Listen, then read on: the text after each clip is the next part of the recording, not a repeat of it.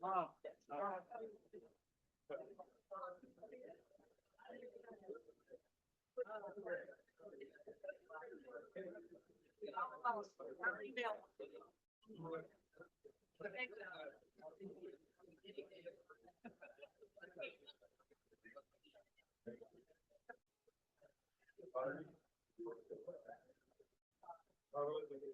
That's it. Sorry about that. I just saw it on the screen now. My eye.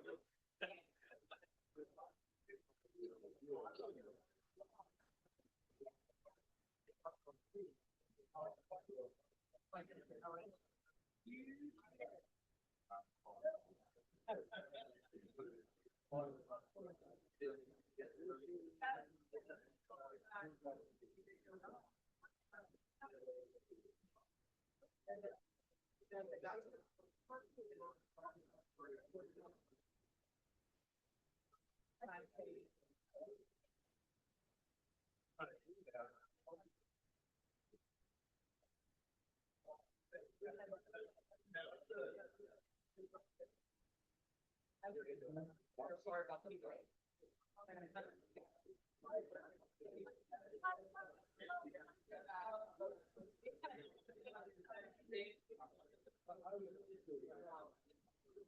Thank you very much.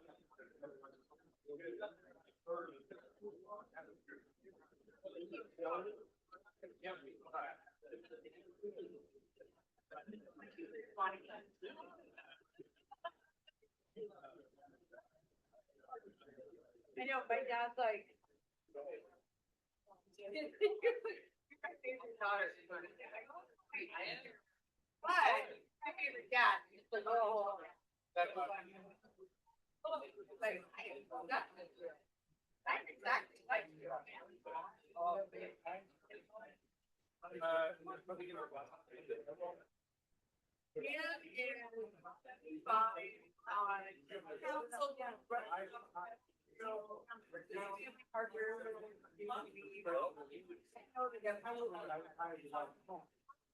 Yeah. 75 last year. Tight now. Yeah, he just. That's part of all of the great mountain track. They was like, not talking. But they were all great house. And now great house are being down because they're all 13 and older. No, that's how long. That's how long ago. My dad. I don't know. Yeah, dad had a week though. Goes down. College day.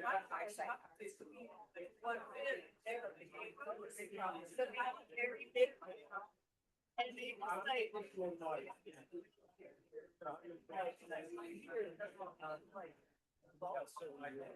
Yes. When they're in town, okay.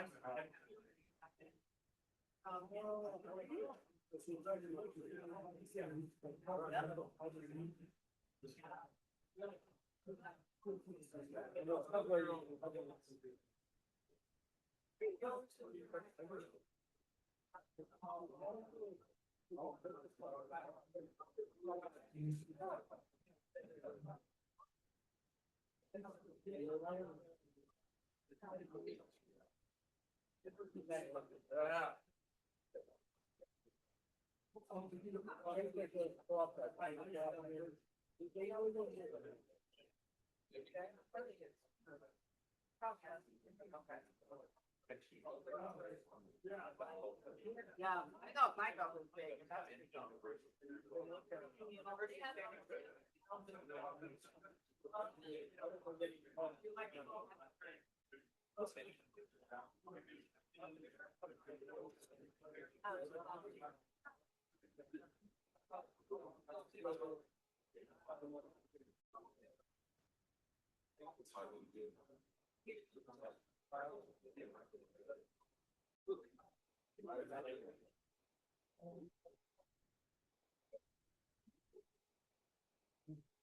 Good afternoon. Welcome to the Bloomington Rotary Club's weekly celebration of service. I'm Steve Wicks. I'm honored to serve as your president this year. Thank you for fighting parking today. Lots of us made it. A few people are still coming in, so thanks for your patience there. Please silence your electronic devices. On this day in history, June 2nd, 1924, President Calvin Coolidge signed the Snyder Act, also known as the Indian Citizenship Act, declaring all Native Americans as U.S. citizens. However, the legislation did not include voting rights, and it would be decades before all 50 states guaranteed Native Americans the right to vote. Hank Walter will share his reflection today.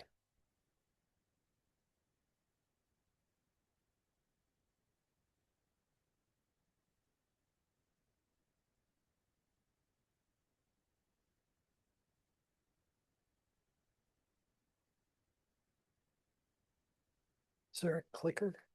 No. Thanks.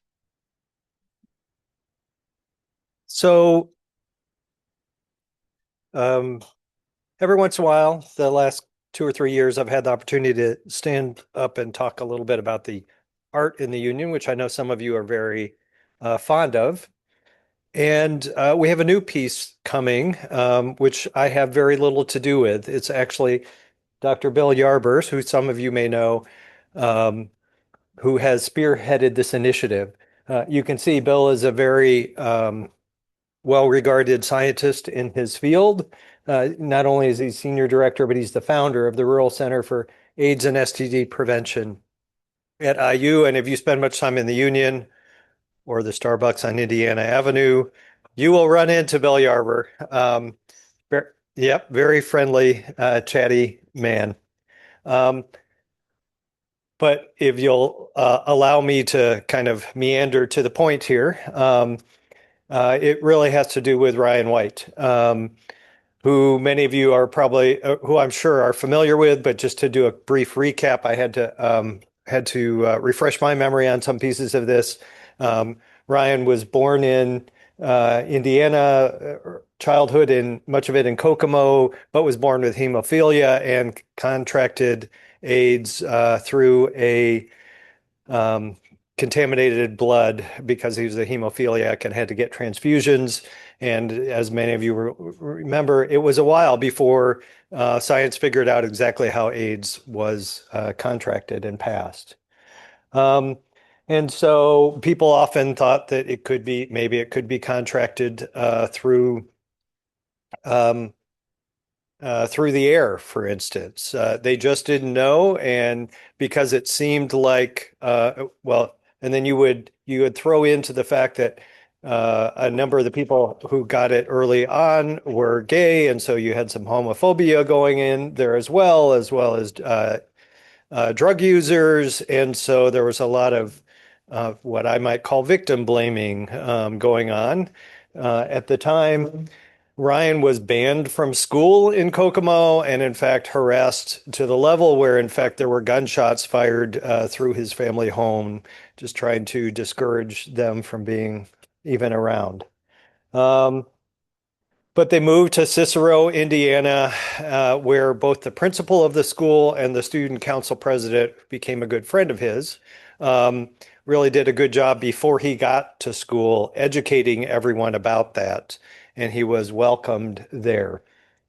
Ryan also then became sort of a national spokesperson and a face put to the AIDS epidemic. The Ryan White Comprehensive AIDS Resource Emergency Act really was one of those bipartisan things that we don't see very often these days, but signed by both President Bush's and reauthorizations Clinton and Obama, passed by Congresses that were majority either or both sides of the political spectrum, et cetera. And Ryan also had some connections to IU. In fact, it was his intention to come here to go to college. Unfortunately, he passed away during his senior year of high school, in April of his senior year. His friend, Jill Stewart, that student council president who played a role in educating the school and other students about AIDS and Ryan's condition, came here and actually started the IU Dance Marathon in his honor, which has raised millions for Riley Children's Hospital over the years. It raises a few million every year these days. And it's still in his name is still associated with it, as is at Riley, the Ryan White Center for Infectious Disease and Research. The IU Rural Center for AIDS and STD Prevention that Bill Yarber founded gives out a Ryan White Award every year. You may be familiar with some of the award winners by name. A number of the former Surgeon Generals, David Satcher, Everett Koop, as well as Anthony Fauci, Greg Louganis have all received the award and spoken at the dinner. And so Bill Yarber came up with the idea of Ryan White could never come to IU, but to an extent, let's bring him as we can. And so he developed this and worked with a faculty member in the Eskenazi School of Art and Design to develop this sculpture or this bust of Ryan. It's called Keep Going because that was part of his mantra, so to speak. And his mother still talks about that. And so there's actually it hopefully looks a little bit like he's moving, like there's some sense of motion and action to it. There'll be an unveiling next Wednesday, a week from tomorrow, in Alumni Hall, if you're interested, from 2:45 to 4 o'clock. And then it will go to the South Lounge, where it will be housed. We've got a few other sculptures of famous people, Wendell, all with connections to IU. Wendell Willkie, McNutt are a couple of them. A former Civil War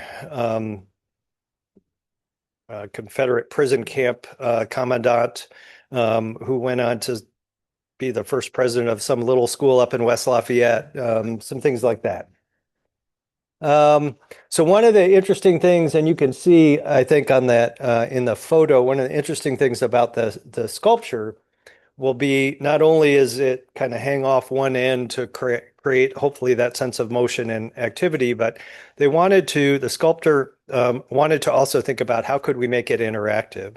And so there'll be in the pedestal that it sits on, there'll be some explanation of IU Dance Marathon working with Union Board. We'll have some cards there that students can write notes on how do you keep going? How do you, with advice or other comments for students, how do you keep going through challenging academic times or other times like that? And then IUDM will kind of collect those periodically and post them on Instagram on a special account for that. So I really like the way of that. And it was IUDM and Union Board who came up with how do we do this, but like the way of trying to get that message and keep it as more than just a sculpture that you walk by, but a way for it to be interactive. So just wanted to share that info with you. If you have any questions or comments, let me know.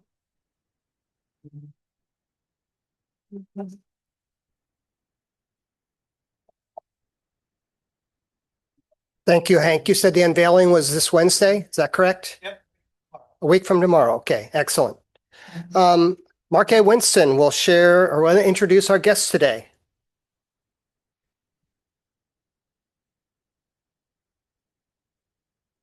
Good afternoon, everyone. It's great to see you all. It's a beautiful, beautiful summer day, beginning of summer. So we have 4 guests that we'd like to recognize today. Zoe Roman is the guest of Leslie Kutsenko. Welcome. Ed Ryan is the guest of Steve Engel. Hello, Ed. Carolyn Clay is the guest of Andrea Murray.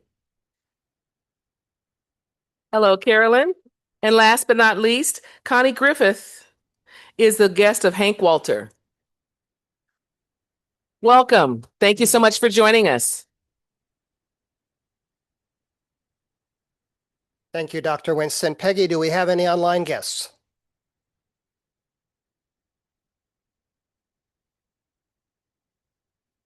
Peggy's muted.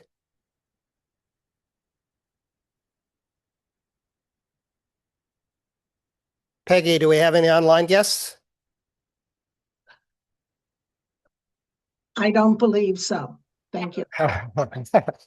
Thank you very much. Guests, if you'd like to learn anything about Rotary, please ask a Rotarian at your table.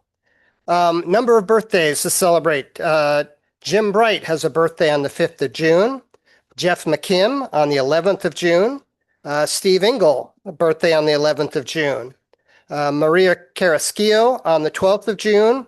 And Liz Feidel on the 14th of June. We have 4 anniversaries to observe. A week ago, Sally Gaskell asked me when her anniversary was. She thought it was coming up. But she's listed in the program as June 3rd, and she will observe 23 years with the club and 27 years overall as a Rotarian. On the 9th, Raj Hadawi, 6 years with our club, 8 years total as a Rotarian. On the 11th, Cindy Brumbarger, 2 years.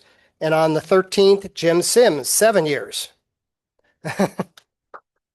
Tyler, will you go ahead and put up my PowerPoint?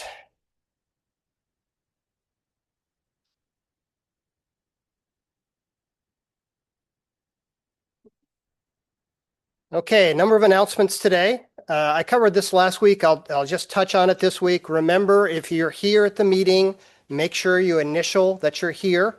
And then if you're not eating, go ahead and circle your name or your number. We use this document, one, to keep track of attendance long-term.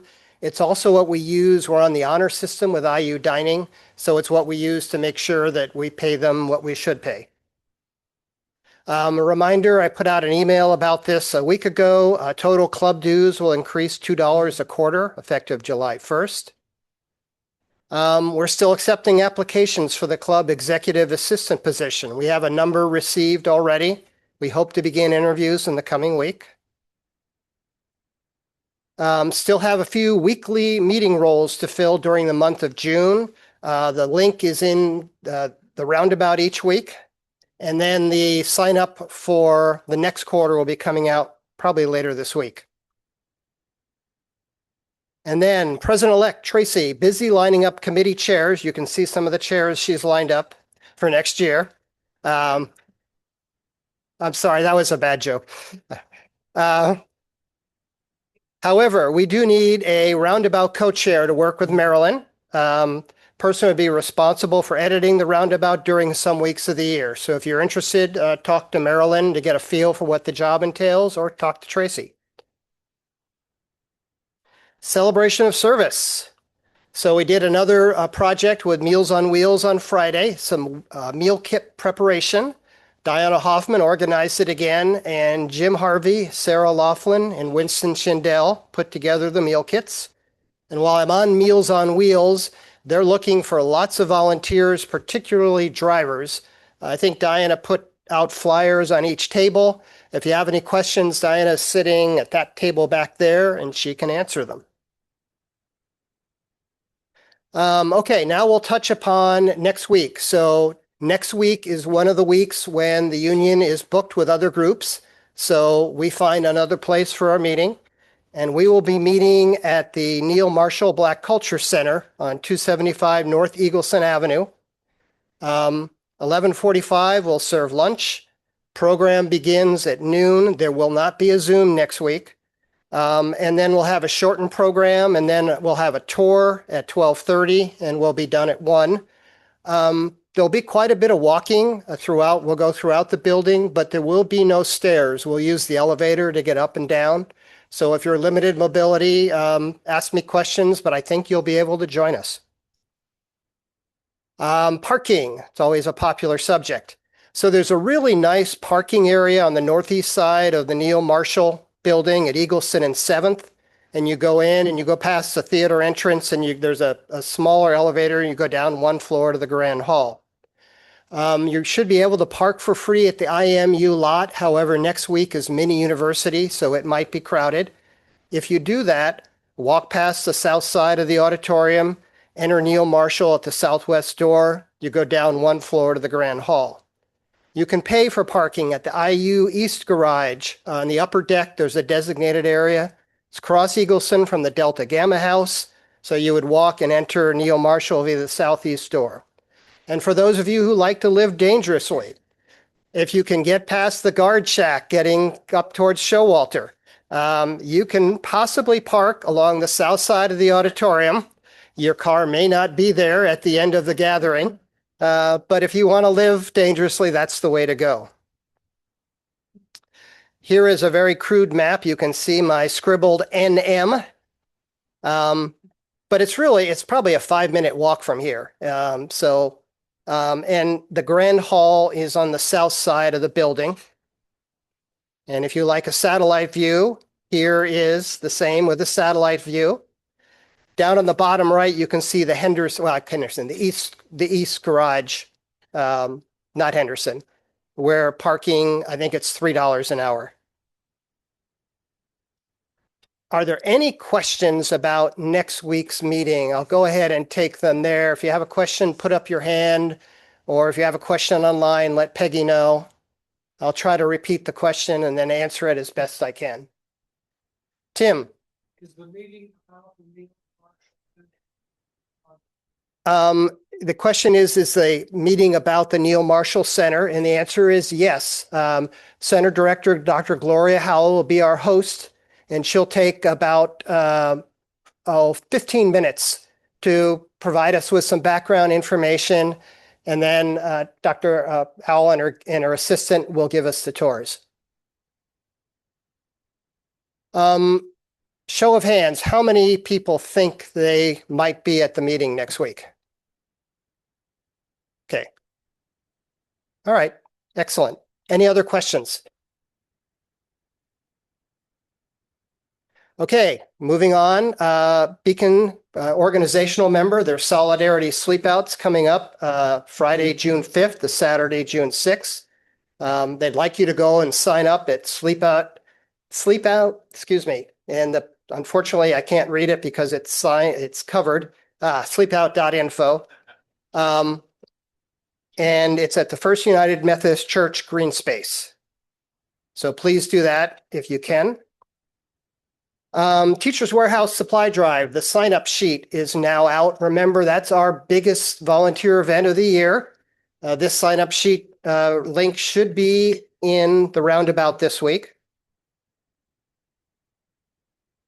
If you save the dates, Club Picnic at Bryan Park will be meeting at the Woodlawn Shelter. That's on Tuesday, June 23rd. That will be in lieu of a regular meeting.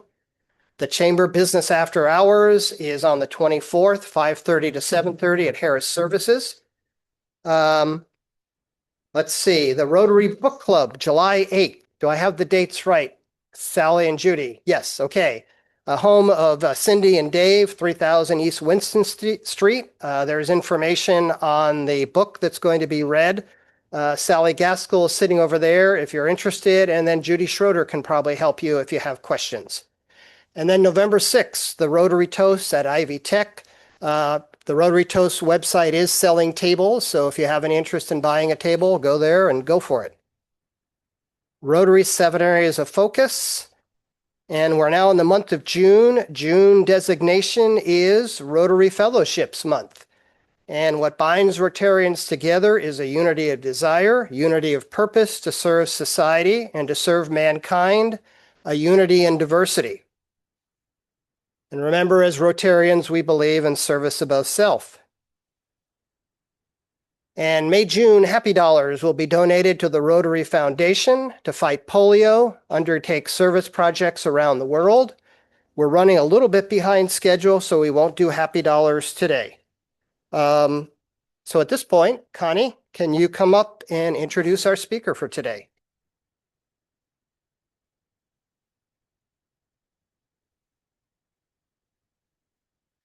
This is probably the last time I'll say this. Thank you, President Steve.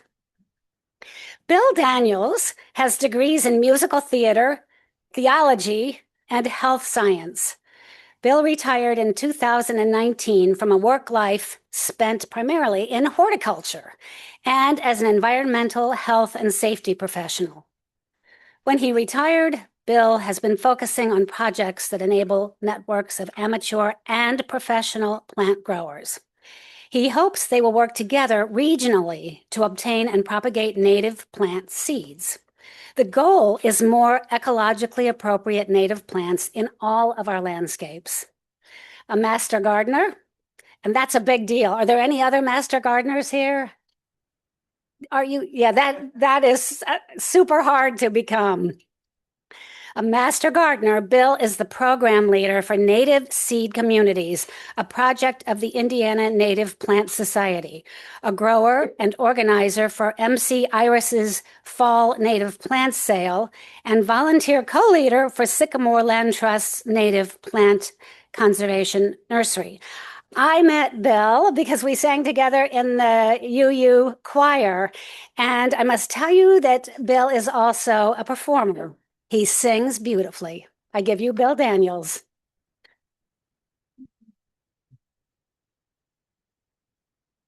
Thank you, Connie. Is this doing okay? All right.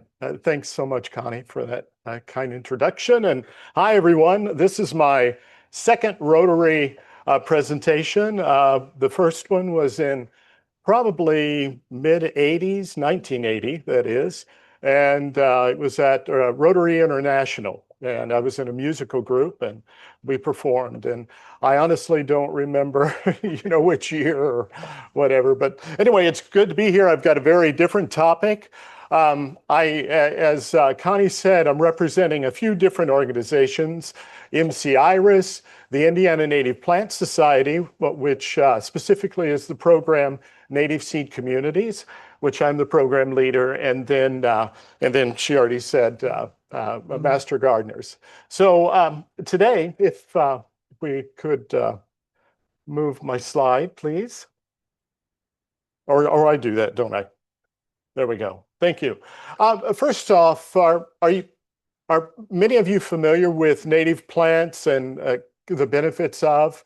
I figured probably so, but I thought it would just for those that may not have that understanding. So native plants are ones that have grown in a particular environment, a particular ecosystem.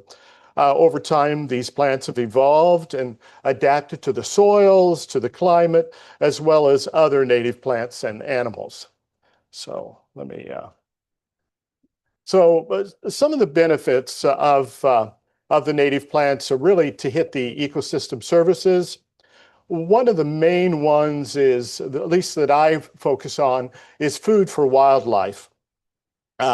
Whether it's seeds, nectar, leaves, insects, and then the birds or and into the mammals. The native plants are really the foundation of our ecosystems.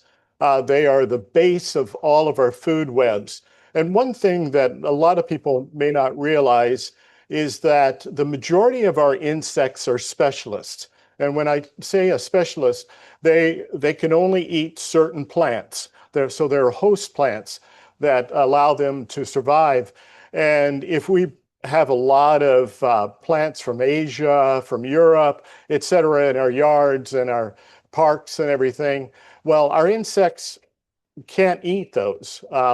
It's a myth that most of our insects are generalists. Sometimes in our gardens, it appears that everybody can eat our plants, but really, it's really a rare thing. And I know many of you are very familiar with the relationship of a monarch butterfly, its caterpillar, to milkweed.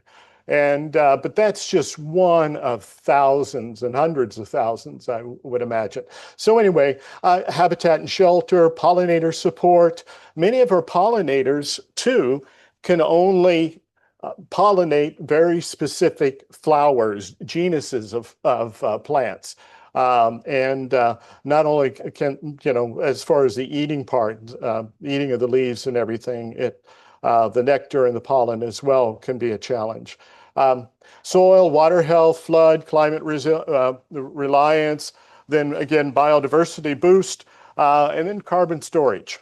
So what I do, my thing is growing natives from seed. And one of the people that inspired me the most is Heather McCargo, and she started the Wild Seed Project out of Maine.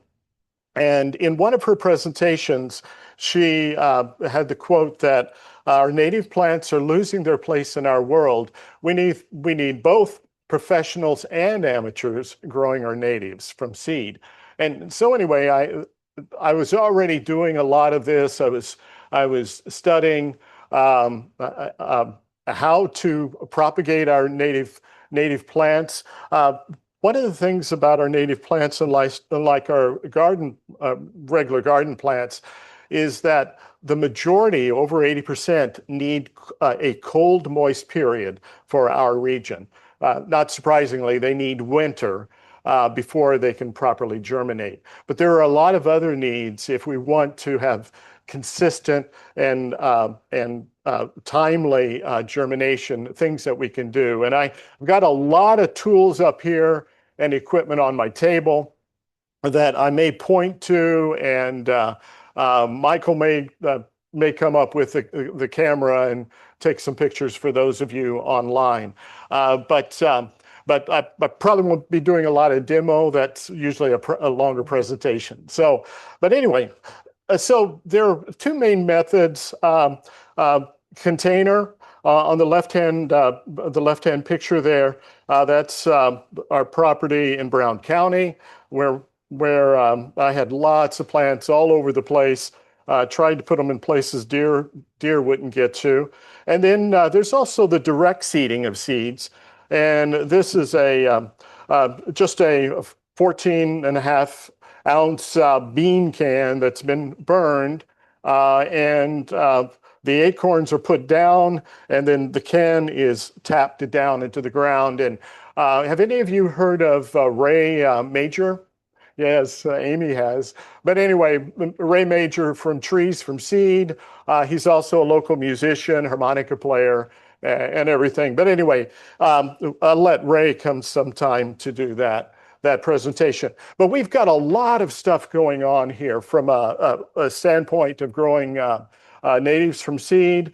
The upper left-hand corner, that's a city event collecting in Miller Showers Park. I've done gobs of presentations at churches and for garden clubs and for Native Plant Society chapters. The Sycamore Land Trust, the middle picture there at the top, collecting at the Sam Shine Foundation seeds. MC Iris, I think you had Mary Reardon here not too long ago, talking about invasive plants. Well, I help out with the replacing those invasives with natives. So and we're just we're taking some seedlings that we've germinated, we've propagated, and we're putting them in individual pots for the fall sale. A workshop on building a germination station, which I've got a kind of a fancy example of that up here. And then other pictures of sales and sewing events. So we've got a lot going on here from that standpoint. So anyway, as far as this whole process, you got to get some seed. You can go out and collect it on your own. We've got a lot of resources on how to do that. And some of those pictures reflect that. The lower left-hand corner shows just a picture of the Indiana Native Plant Society. We have a major seed swap at our annual conference. Over on the right-hand side, the little looks like a little library box. That's a little native seed library box, Johnson County, Blair Beavers. They've got a project there that all the gardens that they've got throughout the city in Franklin, they collect the seed and then they provide those seeds to the visitors. Our Monroe County downtown library, we've got a native seed seed swap there, as well as a library there as well, and other groups around town do that, have swaps. So these are just some of the tools. I'm not going to go into them a lot. I've got a number of them up here on how to collect seeds.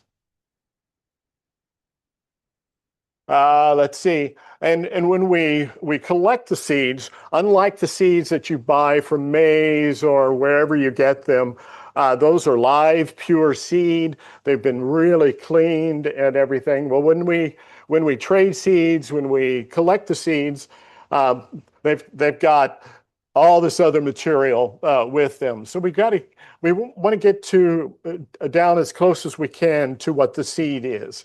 And that way, then we're going to have a more consistent germination, et cetera. Now, in nature, the seeds drop, and it may take 2 years, 3 years before they actually break down and are able to germinate. So we've got different tools. We've got sieves. We've got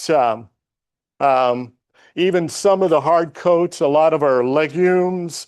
We have sandpaper that we thin the coat so that they'll readily germinate the next year. Otherwise, it may take 2, 4 years, whatever, for many of them. So we've got just a number of tools like this. I will show you this. We use a lot of sieves. I've got ones that I've bought. My dad he bought boats, and I've bought sieves. This whole set costs about $300, but they're really worth it. And then from Goodwill, I just found a basting pan, and it works perfect on the bottom. But you don't have to spend that much. You can actually you can get graduated sieves to take out all the vegetative matter. And I just got those from Goodwill. But anyway, we've got a lot of tools that can be used for cleaning that seed, getting it ready. All right, and then the sowing, we want to sow the seed. We need pots, we need soil. One of the things that can be important is that many of the soil mixes that you buy, there's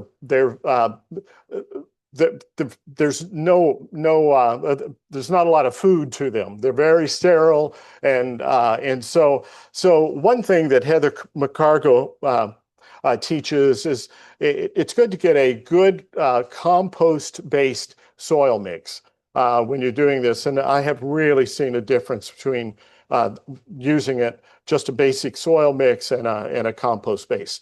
You need some seed. That's the top, the picture, second from the right. We use sand. I've got some up here, a coarse sand to cover many of the seeds. Not all seeds should be covered, but many of them do require it. Labels, pencil, you need to water it in and then provide some kind of protection. And that's just some hardware cloth there. So here's the process. Fill the pot to the rim and press soil down so that it's firm, get all the air pockets out of it. Then we would sprinkle the seed on top. It's okay to be generous with the seed. Our native plants, if you look at roadsides, there's not a lot of space in between the seeds. They're all growing together, elbow to elbow. So you can do that as well. And I kind of demo that here. This is kind of a neat one. It's American wisteria. So it's not the Asian one that's taking over some of our woodlands. It is the American. It's less aggressive, but you still may not want to put it on an eighth of an acre yard. But anyway, you can put those closely together. Many of them I had mentioned you cover with a coarse layer of sand to the depth of the thickness of the seed itself. You want to label it. Every year I forget to label something. So you want to make sure you label it. I've got one at home. It's beautiful, but I've tried a lot of new things this year and I'm not for sure what it is. So anyway, provide protection. And then again, and I'll let you all come up and look at this, but we just make a germination station. Many of these seeds are not only valuable to us, but they're especially valuable to rodents and squirrels. And even if they don't go for the seed, they just like to dig in them and can really mess things up. And then you simply, at least in this process, and by the way, this is done the sowing late fall, early winter, and then I had mentioned earlier that 80% of our native plants do require some kind of winter, and so you just put them outside, and even if they don't require it, it's okay, and let nature do its thing. Let it go through the winter. All right, and then so here are just some pictures. April, May, June, so late June, and since a lot of the stuff that I grow and the organizations that I help out with grow, they're for sales. They're fundraisers. Sycamore, we raised so far, I think it was about $18,500, and that will go specifically to our native plant nursery. Has anybody ever been to like the Sycamore sale at Blooming Foods? There's Amy, and yeah, and Connie. So, and then we have the really big one as well for MC Iris at Switchyard Park in the maintenance building. So anyway, so we take them like in that. We take it like this. We just then turn it over. We empty it out, and then we delicately pull the plants apart, and then we replant those in typically just what's called a plug pot, a 2-inch pot. Thank you, Michael. 2-inch pot, and then and we put them in the pots, and we put them in a flat. And then on the very right-hand side, that picture, it just shows when I do this for myself, I don't put them in individual pots. I put them in clump pots. And then by the fall, they get pretty nice and big. And I often just either plant them as a clump or I pull them apart and plant 2 or 3 together because that's kind of what nature does. And then we've got a lot of resources. This is in the Indiana Native Plant Society's website. We have a whole section under seeds. It talks about how to grow from seeds, talks a little bit about the project, Native Seed Communities, and then Ray Major has a section on there as well for growing trees from seed. All right, and then we've got a Trello board. We've done 21 presentations on how to do this at different organizations. Any of you know Jillian Field? Yeah, so a lot of people know Jillian with MC Iris and with the city. She does incredible work with working with invasives, pollinator support, etc. Pollinator partnership activities and Bee City stuff and all. And then we've got a YouTube channel as well. All righty. Any questions? Kind of short and sweet, but I think that's, yes, sir. So we'll have to wait till Michael gets to you.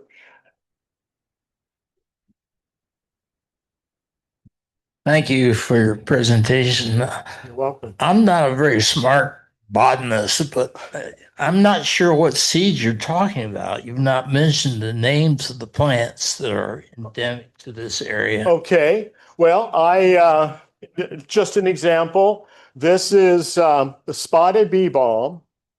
And let's see, it's Monarda punctata, that's right.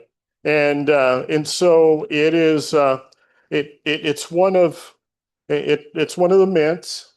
That's an example. I talked about wisteria.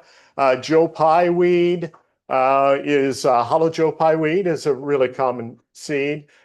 So there are native the native plants that you would see in the woods. It could be trees. In fact, I've got some seedlings right now growing on a property that I planted of this large oak. The acorns of this large oak down below. Many of you below here. Are you familiar with that? I think it's Big Bur Oak. Yeah. So anyway, it could be those kinds of seeds.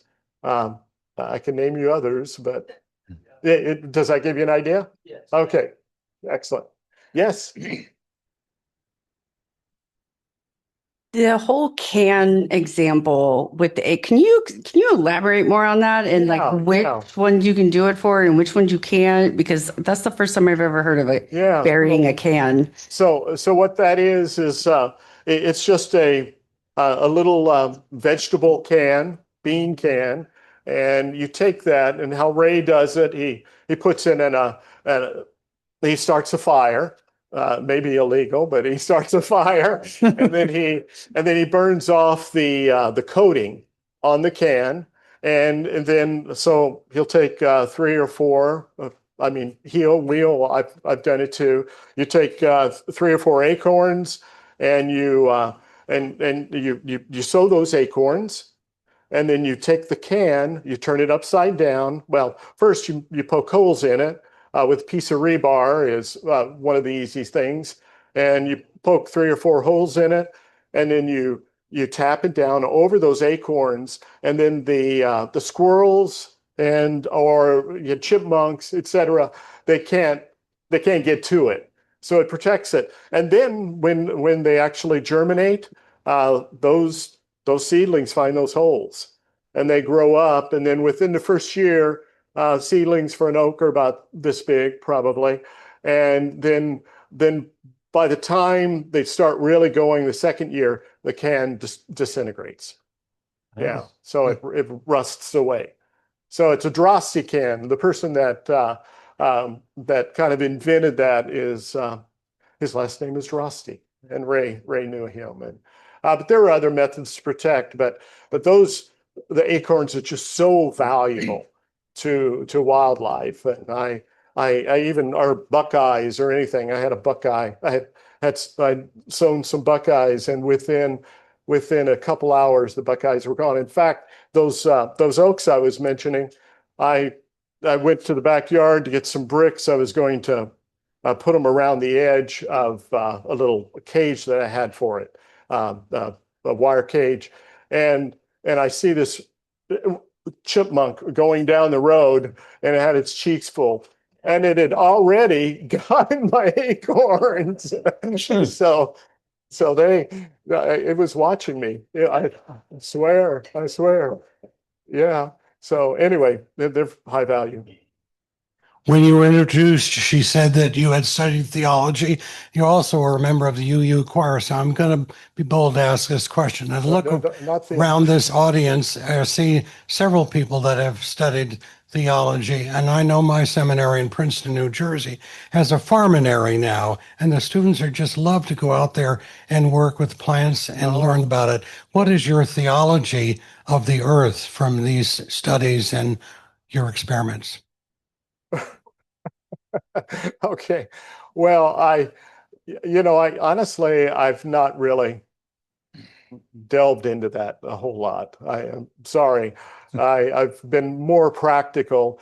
My theology was from many years ago. And so right now I'm a UU person, and I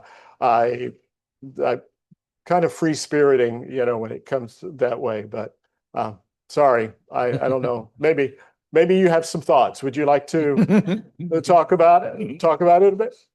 Anyway. Anybody else? Yes, Amy. So people like to have pretty yards, and it's really tempting to plant non-native species in our yards. Why is it not necessarily a good idea, or if you have to plant non-native species, to make sure they're not invasive? Why is it a good idea not to plant them? Or no, say that again. Why would we not necessarily want to plant non-native species, or especially invasive species, and how do those affect native species of plants and animals? Yeah, okay.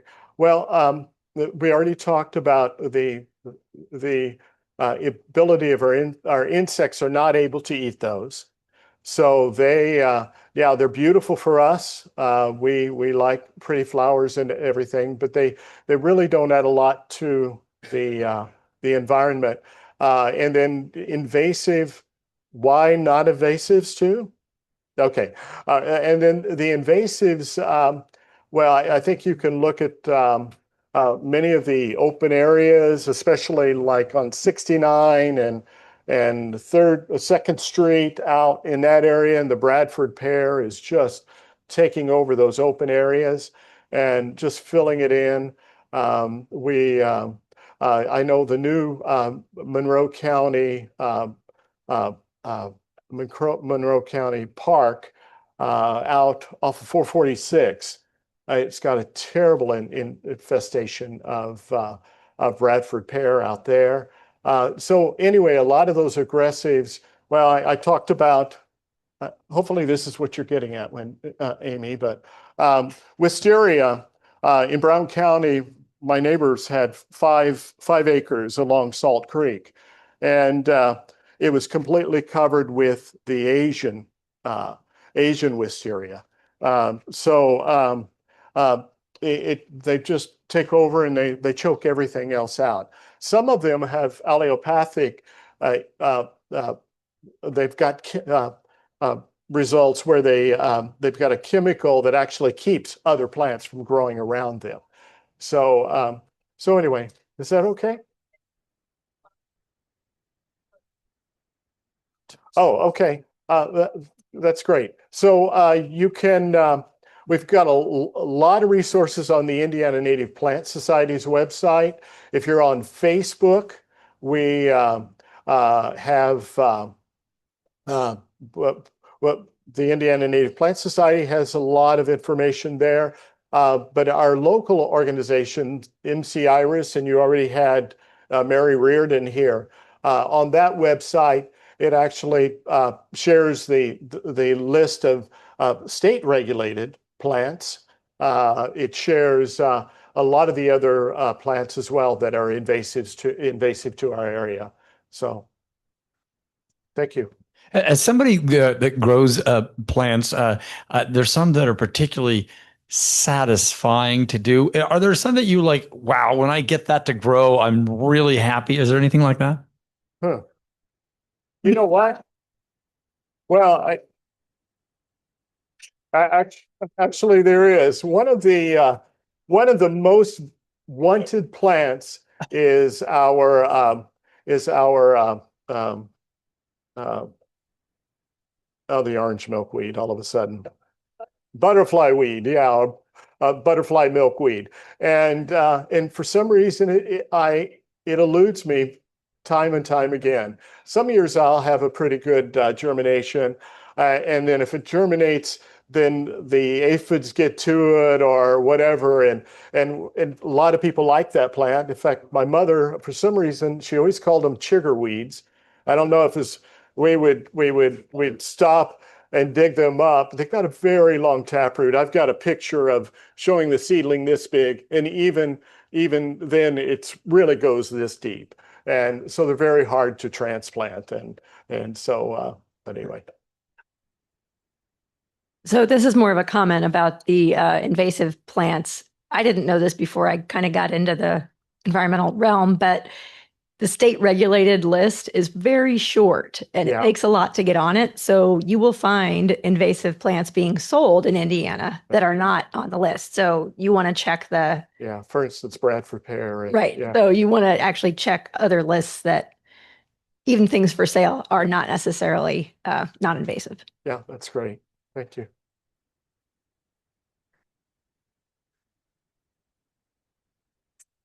I think you just covered this a moment ago, but to help Craig, did Craig leave? Oh no, Craig left. Well, anyhow, could you talk a little bit more about the variety of milkweeds? There are so many more than I realized. Well, for our area, we've got the butterfly milkweed. We've got our common milkweed. A lot of people avoid that because it can really escape from the gardens, but they're beautiful. In fact, somebody said, "What is that beautiful big pink bloom flower that I've got?" And it's like, well, that's common milkweed. There's also let's see, common swamp milkweed. Thank you, which is a terrific plant. The common name is swamp. But it grows really well in just normal soils and normal moisture soils.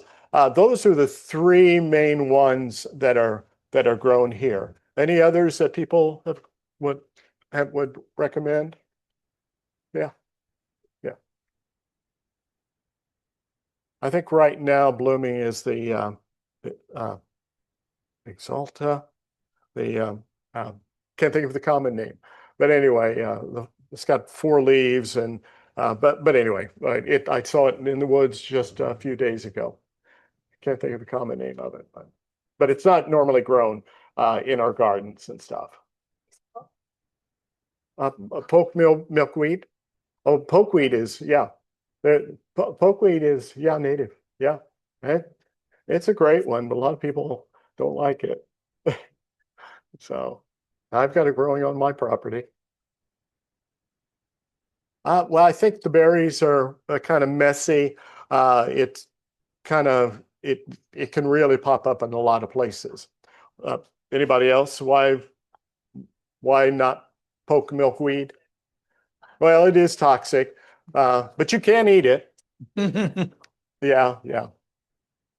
You got to boil it and everything. Yeah.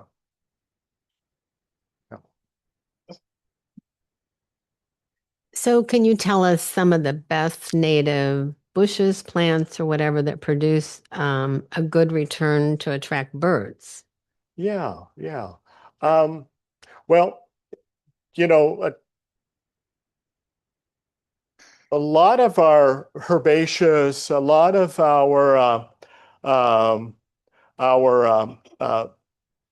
native forbs, they do feed caterpillars, and our birds, even though they may eat primarily seeds as adults, over 96% of our birds feed their young, especially highly valued caterpillars. And so the caterpillars, so I'm going to first start there because caterpillars are very nutritious. They're soft, and if you've ever seen mothers feeding their young, they just ram the insects down the mouths. So there's not a lot. They don't do a lot of harm. They only do good. The best tree for that is our oaks. A lot of research has been done on various trees that are really good. If you're not familiar with Doug Tallamy, I highly recommend that you read some of Doug's books, and he goes into this quite a bit. So some of our wild cherry tree is a fantastic tree to have, not only for the fruit, but also for the leaves. It's like number 2 in supporting the Lepidoptera, or the caterpillars of moths and butterflies. Yes, and so and then not everybody likes goldenrod, but goldenrod is a very good one for feeding insects. And there are some that are not clump forming. We're very familiar with the Canadian goldenrod that just you've got one year, and then it's it fills in the whole front yard. So you but there are really some good clump formings like stiff goldenrod, et cetera. But anyway, this goes into a lot of this. As far as fruits, I mean, I already mentioned the cherry tree. There's shrubs, the gray dogwoods, many of the dogwoods, the viburnums, or pardon me, serviceberry. They're marvelous, and those are good to eat too. But the birds get them as soon as they get ripe. So anyway, hopefully that's helped. All right, thank you. It's a pleasure. Thank you. Bill, thank you.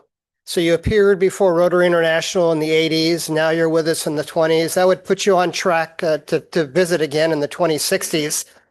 But I think we'd like to have you back before then. So thank you very much. You will be happy to know that here a few weeks ago is one of our service projects, working with Michelle Cohen and the Lake Monroe Water Fund. We were out planting native trees, and it was really interesting to hear the naturalists tell us, okay, you're planting this tree for this reason and that tree for that reason. So anyway, thank you so much for your talk today. On of your talk, a donation will be made this quarter to Wheeler Mission. Want to apologize to everyone for all the flickering and the jackhammers. Nothing came through the ceiling, so we're good to go. I'd like to thank today's volunteers: Leslie Kutsinko, Margay Winston, Connie Shakalis, Peggy Frisbee, Hank Walter, Barb Salzberg, Michael Shermis, Jeff Richardson, and Marilyn Wood. Remember, don't come here next week. So our next meeting will be in the Grand Hall, the Neil Marshall Black Culture Center on June 9th. We'll have an abbreviated meeting featuring Center Director Gloria Howell. Dr. Howell and her assistant will then take us on a 30-minute tour of the center. Be no Zoom access next week. So please join us at the Neil Marshall. I will need about 3 or 4 volunteers to get there a little bit early and to help me get things set up a little bit, and maybe with attendance and greeting and some directionals. So if you can do that, please see me after this meeting. So Tyler, if you could share the graphic for the 4-way test, please stand if you are able.